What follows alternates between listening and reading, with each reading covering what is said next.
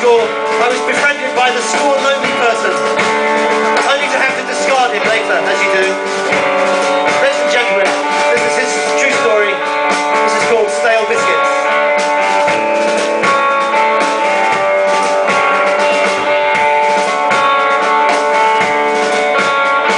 I wish I could go back sometimes and put my arms around you, dispel the scent of loneliness that wrapped you up and bound you, dispel the scent of loneliness that wrapped you up and bound you. Well, Rodway was a kid I knew at school, kid who was the bottom of the class. He had limp hair like matching straw and a blazer that hung limp around his thumbed and bitten fingers. He had trousers that were slightly too short and socks that were slightly too long, and everywhere he sat he left a stale biscuit smell that lingered long after he'd gone.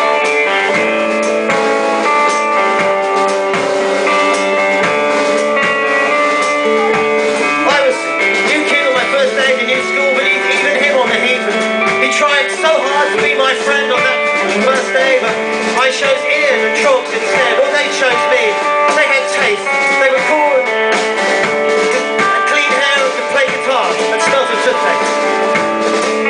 Well, everybody bullied Rodway, even the teachers, and he would sit in the classroom at break time and he would weep. And oh how he laughed. And oh how he laughed, and the teachers laughed too.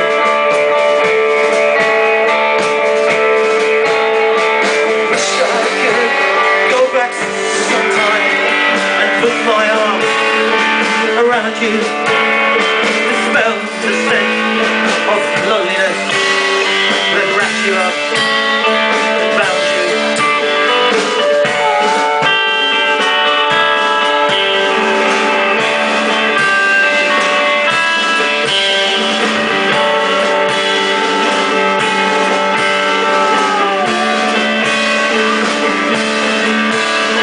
I wish I could go back sometime, put my arms around you. Well, one lunchtime I gave him my black stew leftovers and some spare kind words, and he invited me over to his house for tea.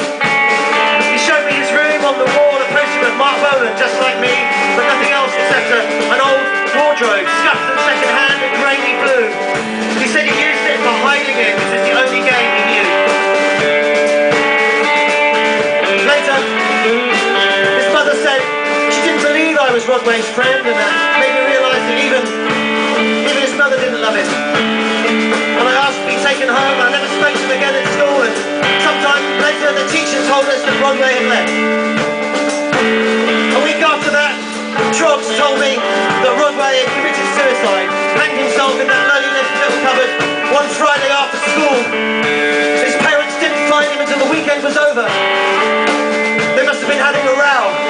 I never did find out if he used my old leather belt that I gave him or not, but the smell of stale biscuits lingers even now.